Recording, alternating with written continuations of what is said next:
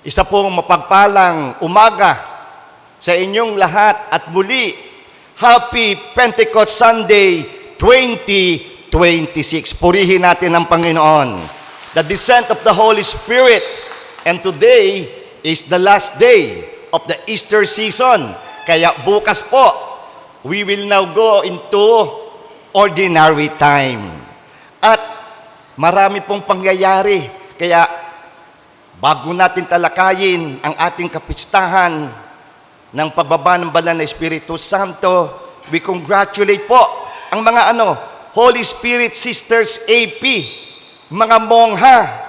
Ito po ang tinatawag namin Pink Sisters. So one of them, last Thursday, celebrated her golden anniversary of her religious life as monk, Sister Assumpta, or Sister Mary Assumpta. Ang celebrant po ay ang obispo ng Occidental Mindoro, Apostolic Vicariate of San Jose, the Most Reverend Pablito Tagura. At kahapon naman, silver anniversary of her religious life as a pink sister, mongha, Sister Maria Incarnita. Palakpakan po natin at lalo nating paramihin ang panalangin. Maraming pumasok sa konbento. Meron din kaming active Holy Spirit Sisters, the Blue Sisters, at ito po ang aming Pink Sisters. At ganun din, nagdiwang po, nagsama-sama ang Philippine Association for Teachers and Educators or PAFTE. Congratulations sa kanilang successful Mid-Year Convention 2026. At palapakan po natin yung lahat ng nakapasa sa LET doon sa tinatawag nating Licensure Examination for Teachers. At alam niyo po, ako'y masayang ibahagi sa inyo. So lahat ng mga bagong guro natin, punong-puno ng Espiritu, palakpakan din po natin. At nakakatuwa, ang third top 3 sa LET 2026 ay nagmula sa Divine Word College of San Jose. We congratulate John Francis Subiri. Purihin natin ang Panginoon. So we congratulate all the faculty of Divine Word College of San Jose, headed by Father June Habines, SBD, their president.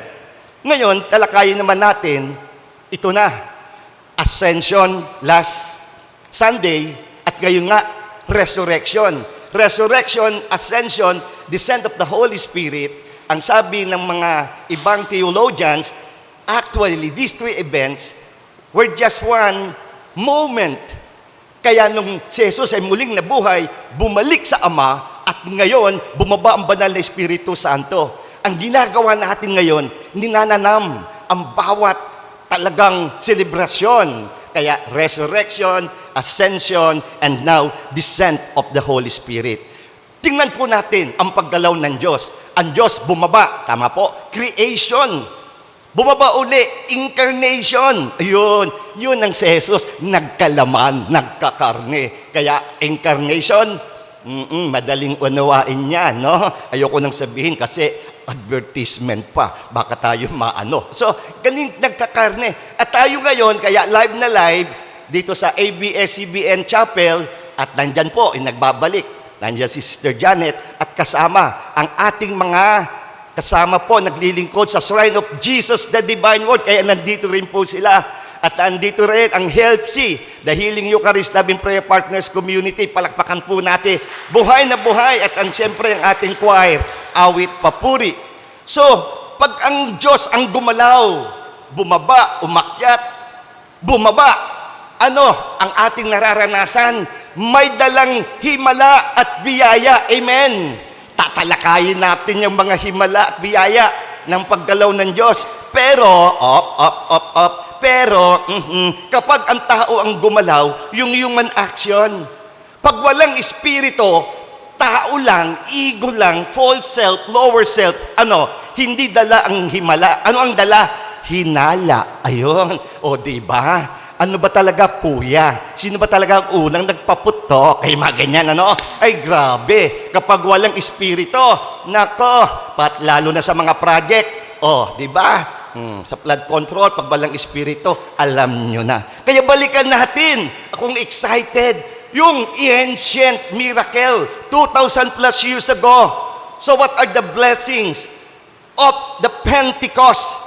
Napakinggan natin sa binasa ni Dr. Luz sa Acts chapter 2 verses 1 to 11. May sinasabing himalang nangyari. We call it linguistic communication or communication miracle. Pero mayroon pang mas malalim dyan. Paano yon? They spoke different languages. Amen? Sa daming tao, iba-ibang kanilang salita.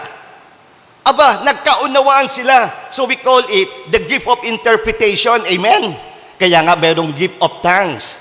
Pero, ito ngayon ang petmalu. Sabi nga ng mga kabataan, malupit. Hindi lang ito linguistic communication miracle. It is a relational miracle. Bakit? Hindi lang nila naunawaan yung salita. Nagkakaisa sila saan? Sa isip, sa puso, sa diwa. Hindi lamang naunawaan ang salita. Nagkaisa ang diwa. Lahat tanggap. Amen.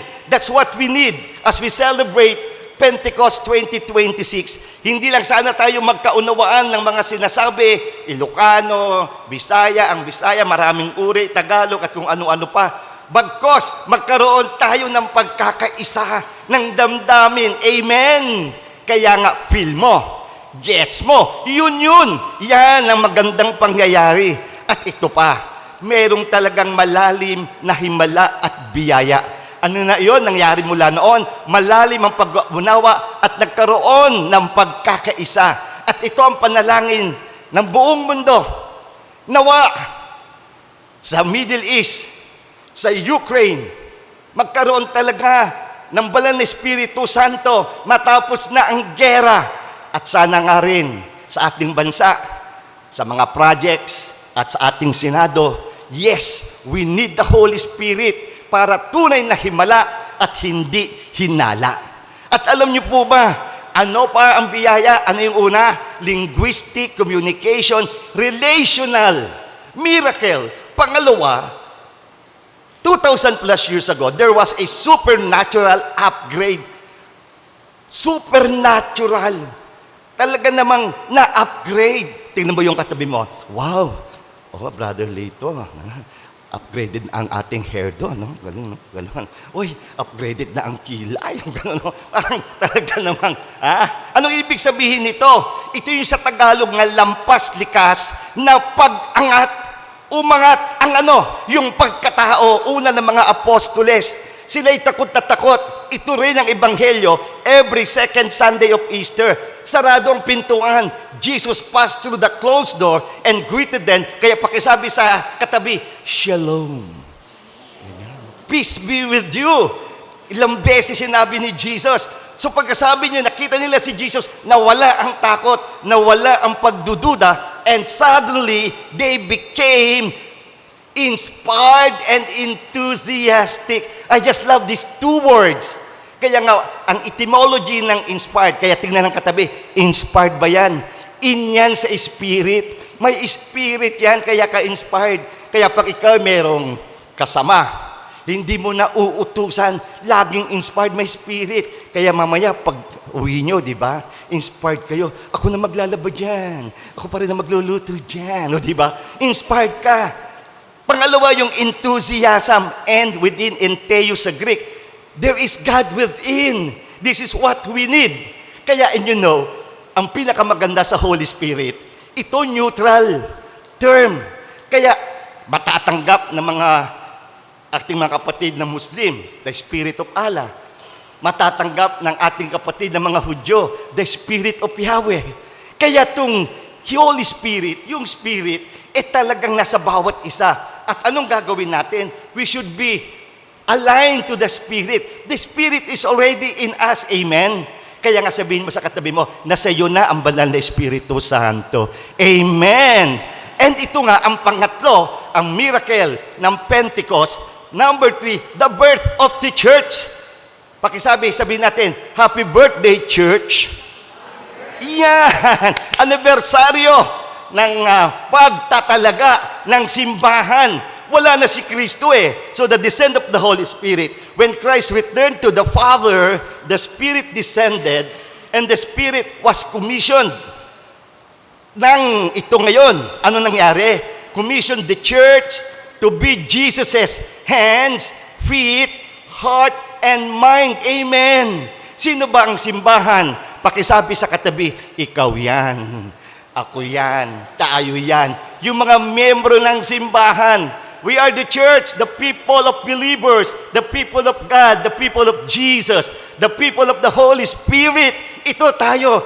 Kaya, ang banal na Espiritu, ngayon, sa pamamagitan ng simbahan, tayo rin ang nagiging kamay, paa, isip, at damdamin. Kaya napakanda, balikan natin ang Ebanghelyo. Anong sabi ni Jesus? Uli, hanap ka ng katabi mo. Magharapan kayo. Okay? O, sabihin ko sa inyo ha, 1, 2, 3. Pag sabi kong 3, bugahan mo. 1, 2, 3. Ay, di ba? Jesus, breathe on them the Holy Spirit. Yun. Kaya ngayon, anong gagawin natin sa John 20 in today's Gospel, verses 19 to 23? Again, buhayin ang Espiritong sa loob. Align with the Holy Spirit. At paano natin matatanggap muli? Kung kayong pagtanggap, ang tawag dyan, aligning or awakening the Spirit in us. At sinabi ni St. Paul sa Galatians chapter 5, verses 22 to 23, these are the gifts of the Spirit. And 1 Corinthians 12, 8 to 10. These are the fruits of the Holy Spirit. Alam na natin ito. Paano natin matatanggap sa ating pang-araw-araw na pamumuhay? Uungat na sa atin ng Espiritu Santo. Ano ang targets ng gifts and fruits? Kaya una, ano ang target ng gifts of the Holy Spirit? Wisdom, understanding, knowledge. Sa dami na to, isa na lang. Ano yon? Tinatarget ang utak. Kaya tingnan ang katabi, may utak ba ang katabi mo? Pero ang magandang tanong, anong laman ng utak? Our mind should be filled with God. How have the gifts of the Holy Spirit? Amen? Anong sa isang salita? Let our head be filled with wisdom. Amen? Kapag may wisdom ka, hindi ka na magkakamali. Malaking pagkakaiba ng knowledge o wisdom.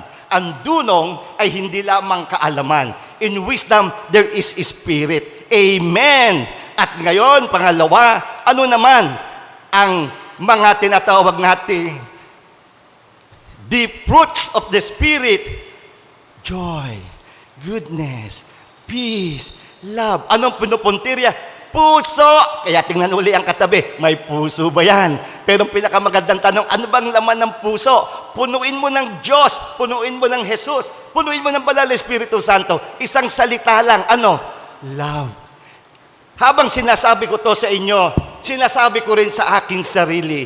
Easier said than done, ika nga. At saan lalabas ang laman ng isip, ang wisdom?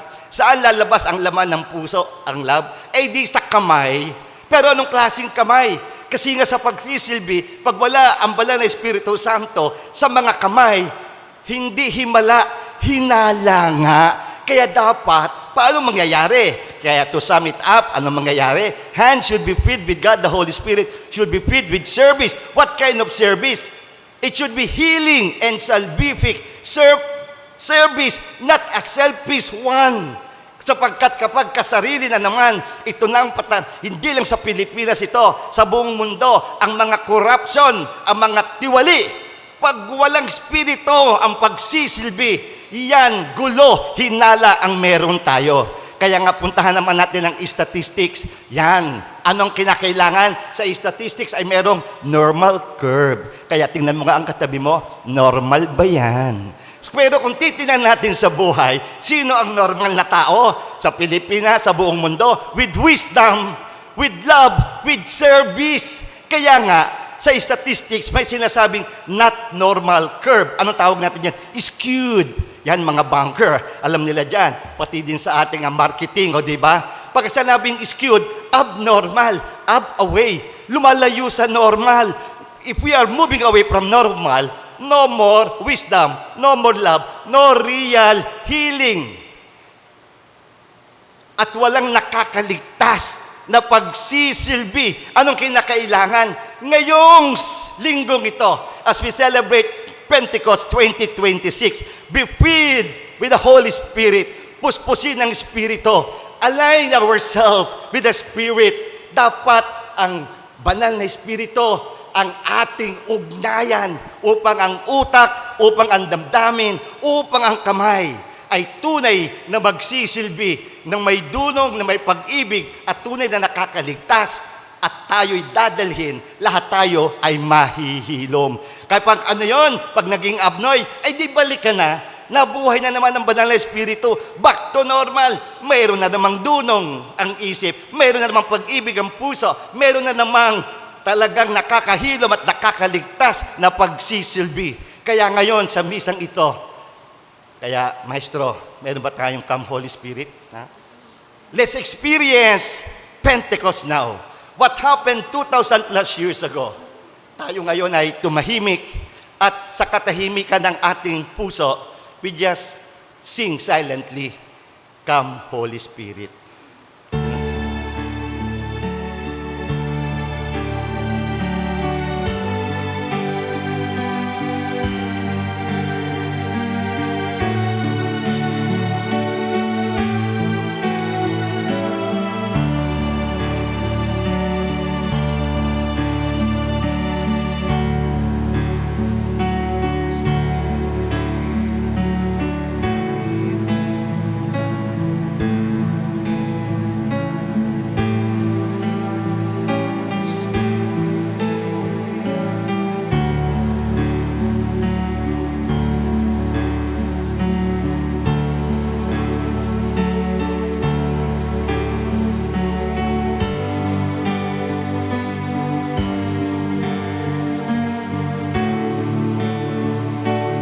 Mga kapatid, ngayon nagdasal na tayo, nasa atin ang banal na Espiritu Santo, kaya ating Q&A, feel mo! Gets mo! Gawin mo! Purihin natin ang Panginoon. Tayo po'y tumayo.